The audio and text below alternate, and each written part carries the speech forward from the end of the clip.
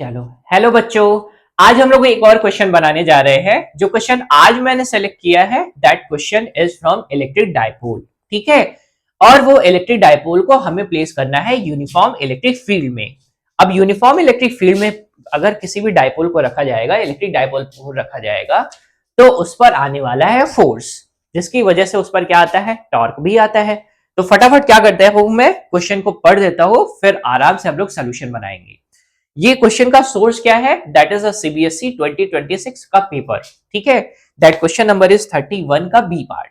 ठीक है, तो देखते हैं, अच्छे से सॉल्व करते हैं पहले, और ये भी देखते हैं कि इसको कितना बेहतर तरीके से हम बना सकते हैं। ठीक है, तो question is a dipole is placed in X Y plane such that charges q and minus q are located at x is equal to a and x is equal to b respectively। ठीक है, तो सबसे पहले मैंने बना लेना है X Y plane. This is Y line and this is X line. तो आपको अच्छे से तरीके से पता है कि ये है एक्स एक्सिस और ये है वाई एक्सिस। ठीक, चार्जेस को प्लेस करना है, तो मैंने इसको बनाया है ओरिजिन, और मान लेते हैं दिस डिस्टेंस इज, ये है ए एंड दिस इज, यहां पर मान लेते हैं this is B, this is B point. Charges place कर देते हैं। यहां पर चार्ज हमको प्लेस करना है, this is plus Q charge and this is minus Q charge. इस पॉइंट पर जो चार्ज है वो है माइनस क्यू। ठीक है, तो चार्ज कहां पर है, एक्स वाई प्लेन में है, और जिसके लिए पोजीशंस दे रखी है, x is equal to A पर है और x is equal to B पर निगेटिव चार्ज है। Correct. There exist an electric field E, जहां पर इलेक्ट्रिक फील्ड आपको दे रखा है, इलेक्ट्रिक फील्ड का वैल्यू कितना दे रखा है, 2I cap Newton per coulomb.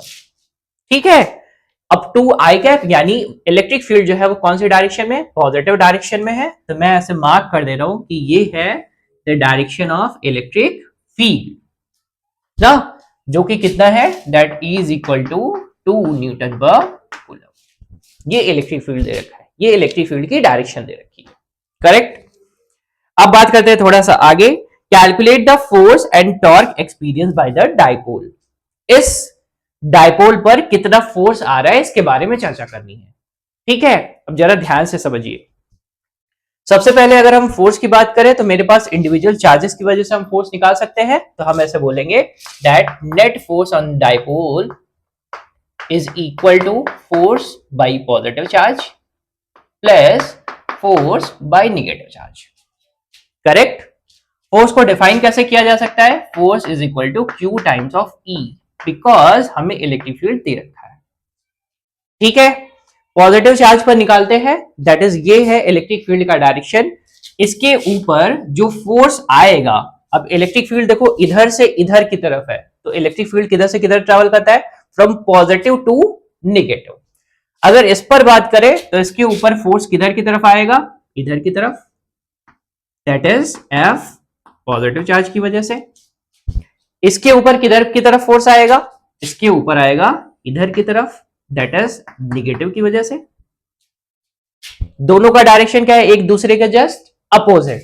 तो क्या हो जाएगा, अगर दोनों का मैग्नीट्यूड सेम हुआ तो दोनों का रिजल्टेंट क्या हो जाएगा, जीरो। तो हम ऐसा लिख सकते हैं, और पॉजिटिव चार्ज सेम डायरेक्शन में है, that is q into e, plus मेरे पास दूसरे है क्या, that is q and minus q into e. ठीक है, तो क्या हो जाने वाला यहां पर, F net is equal to 0। तो एक बात तो क्लियर हो गई कि net force on the dipole is equal to 0। ठीक है, अब हमें क्या निकालना है, अब हमें निकालना है टॉर्क। अब टॉर्क निकालने के लिए एकदम सिंपल सा फंडा है। देखो, electric field, electric dipole moment हम लोग जब फाइंड करते हैं, तो इलेक्ट्रिक डाइपोल मोमेंट कैसे फाइंड करते हैं, इस डाइपोल के आ जाते हैं सेंटर पर, और उसका डाइपोल मोमेंट डिफाइन करते हैं from negative charge to positive charge. ये मैंने मार्क कर दिया है इधर की तरफ, that is P, correct. Torque का फॉर्मूला अगर हम लिखना चाहे तो टॉर्क इज इक्वल टू होता है that is P cross E, जिसको हम लोग PE साइन थीटा भी बोलते हैं, ठीक है। ये E that is positive direction में है, P निगेटिव डायरेक्शन में है, करेक्ट। P कौन सी डायरेक्शन में है, निगेटिव, और ये कौन सी डायरेक्शन में है, पॉजिटिव।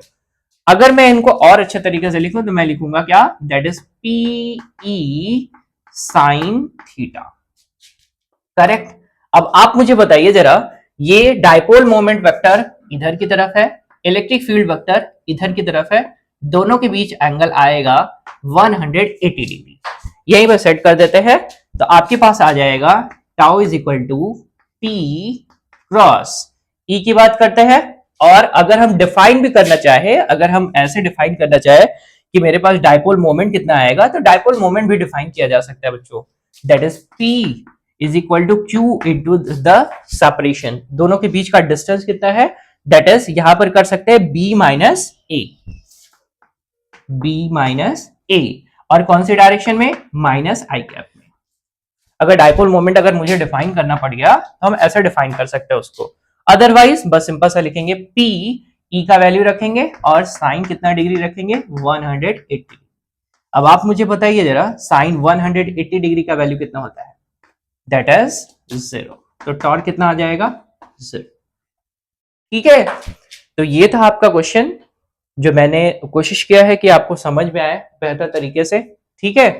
सिंपल सा एक इलेक्ट्रिक डायपोल रखा हुआ था, कहां पर, एक्स वाली एक्सिस पर ही, ऐसा समझ लो, और इलेक्ट्रिक फील्ड का डायरेक्शन दे रखा था एक्स डायरेक्शन में। सबसे पहले अगर इंडिविजुअल चार्जेस पर हम फोर्स निकाले तो मेरे पास किधर की तरफ मिलेगा, इधर की तरफ मिलेगा और इधर की तरफ मिलने वाला है। जैसे एग्जाम्पल के लिए मैंने आपको बहुत बार समझाया है ना, जैसे देखो यहां पर मैं अगर यूनिफॉर्म इलेक्ट्रिक फील्ड बनाता था ऐसे, और मैं डायपोल ना किसी एंगल पर रख दूं, जैसे मैंने रख दिया है किसी एंगल पर डायपोल, तो क्या करते थे, यहां पर बताते थे डायरेक्शन ऑफ इलेक्ट्रिक फील्ड, तो कैसे चलते थे, पॉजिटिव टू निगेटिव की तरफ।